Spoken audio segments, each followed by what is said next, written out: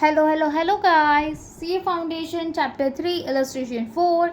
Okay, Bank Reconciliation Statement. Bank Reconciliation Statement Illustration 4 से start करेंगे. So यहाँ पे क्या बोल रहे हैं? From the following particulars ascertain the balance that would be appear in the bank passbook. Okay, of A. यहाँ पे क्या बात हो रही है? बैंक पासबुक ऑफ ए की बात हो रही है 31 दिसंबर 2022. ओके, सो ये बैलेंस ए की है 31 दिसंबर 2022. Bank okay, bank overdraft balance as per cash book 31 December 2022 is 6,340 rupees. So हम फॉर्मेट बना लेंगे और एंट्री मार देंगे. सबसे पहले overdraft balance as per the cash book 6,340. Bank reconciliation statement okay 31 दिसंबर 2022 के हिसाब से बना रहे हैं. ओके, सो हम ट्रांजेक्शन्स को जल्दी जल्दी आइडेंटिफाई करना स्टार्ट करेंगे. बट सबसे पहले ये ओवरड्राफ्ट बैलेंस है. अटेंशन ओवरड्राफ्ट बैलेंस है, सो दैट्स वाई हम जो भी ट्रीटमेंट देते हैं हम उसका उल्टा ट्रीटमेंट देंगे. ओके, सो फर्स्ट ट्रांजेक्शन क्या है कि interest on the overdraft of 6 months ending on 31st December 2022 rupees 160 is entered in the passbook. देखो यहाँ पे जो इंटरेस्ट ऑन ओवरड्राफ्ट है ये कितना है 160 का.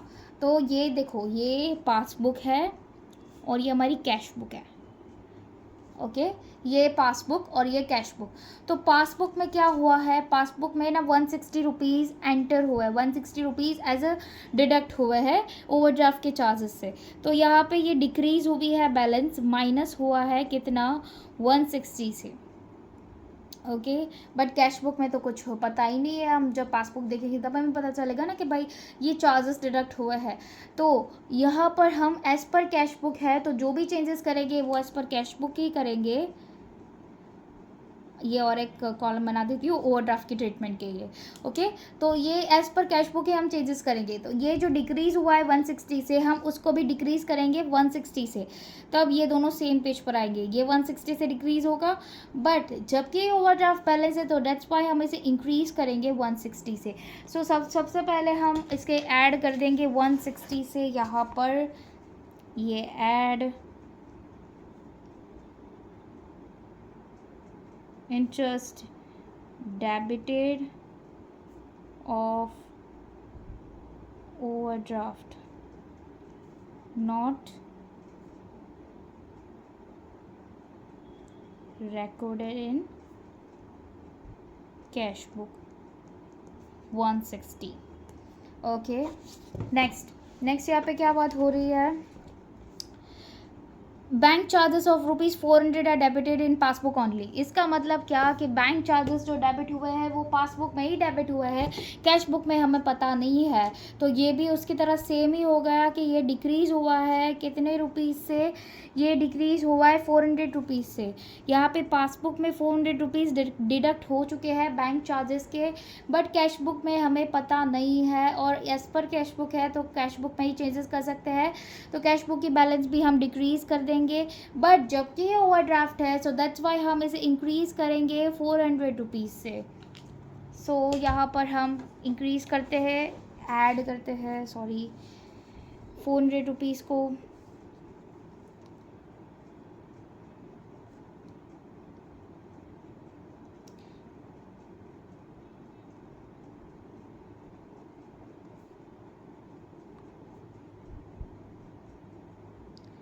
Bank charges debited but not recorded in cash book कितना है 400. ओके, नेक्स्ट क्या है? Next check issued but not cached prior 31 दिसंबर. देखो ये बैंक रिकन्सिलेशन स्टेटमेंट बना है 31 दिसंबर 2022 को, बट ये जब स्टेटमेंट बना उससे पहले ये जो कैश जो हमने इशू किया है ना चेक, वो एन कैश नहीं हुआ है. इसका मतलब जब हम इशू करेंगे तब हम चेक इशू करेंगे तब हम इसकी कैश बुक की बैलेंस को डिक्रीज़ करेंगे. कितने से डिक्रीज़ करेंगे? चेक हमने इशू किया है 11,68,000 का. सो 11,68,000 से ये कैश बुक डिक्रीज़ हो चुका है, बट पासबुक में अभी तक ये कैश एंड कैश नहीं हुआ है चेक. सो दैट्स वाई ये डिक्रीज़ नहीं हुआ है. तो एज़ पर कैश बुक है, तो जो भी चेंजेस करेंगे वो कैश बुक पे करेंगे, पासबुक में नहीं करेंगे। तो दोनों को सेम पेज पर लाने के लिए हम पासबुक की कैश बुक के बैलेंस को इंक्रीज कर देंगे। बट जबकि जबकि जबकि ये ओवरड्राफ्ट है, सो दैट्स वाई हम इसको डिक्रीज करेंगे। सो डिक्रीज करेंगे 11,68,000 को। ओके, सो यहाँ पर हम लेस करेंगे।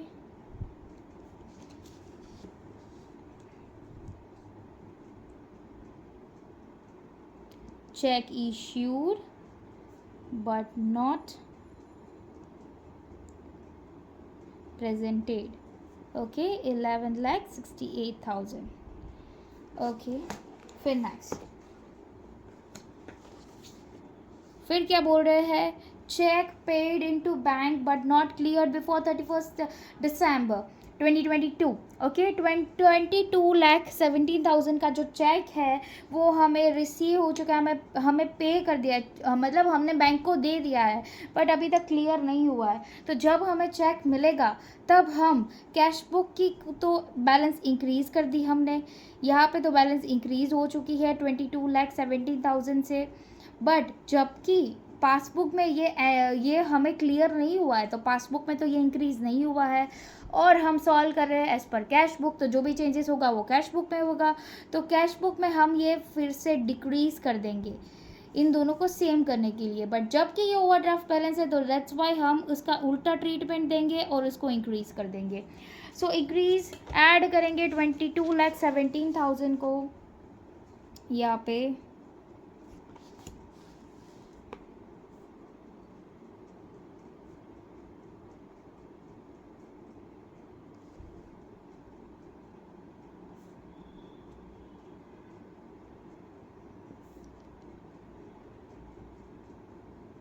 ओके, चेक पे तो कर दिया है बट क्रेडिट नहीं हुआ है 22,17,000 से। ओके, फिर last one, sixth, interest on investment collected by bank, interest on investment collected by bank and credited in passbook. देखो यहाँ पे क्या हुआ, इंटरेस्ट ऑन इन्वेस्टमेंट हमें मिला, हमें इंटरेस्ट ऑन इन्वेस्टमेंट मिला कितने रुपीज़ का, 12 लाख का। सो 12 लाख से हमारी बैलेंस, पासबुक की बैलेंस इंक्रीज़ हो गई 12 लाख से। ओके, बट कैश बुक में हमें तो पता ही नहीं है कि इंटरेस्ट मिला है इन्वेस्टमेंट का।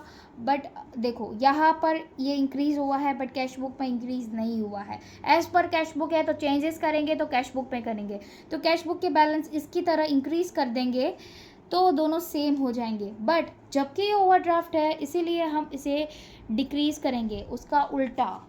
तो हम यहाँ पे लेस कर देंगे 12 लाख को।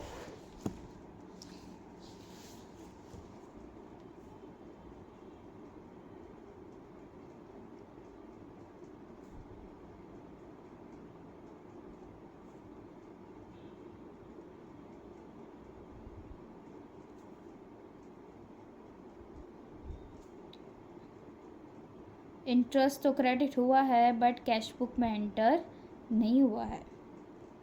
कितने का, 12 लाख का। सो अब जल्दी से इसका टोटल कर लेंगे।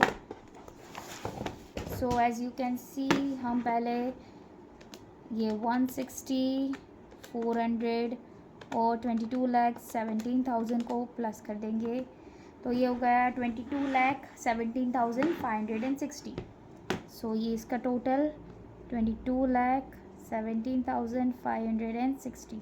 फिर इसको प्लस करेंगे 6,340, 6340, और ये हो जाएगा 22,23,900। इसको कर देंगे एम प्लस। ओके, और इन दोनों का टोटल कर देंगे, इन दोनों का टोटल 11,68,000 प्लस 12 लाख। ओके, ये हो गया 23,68,000। सो ये 23,68,000 जो है वो डिडक्ट होगा 22,23,900 से। ओके, तो इसको कर देंगे एम माइनस और MRC, तो आ गया 1,44,100, और ये हमारा माइनस में है। सो दैट्स वाई हम ब्रैकेट कर देंगे, ये हमारा overdraft balance as per passbook होगा। सो ये हमारा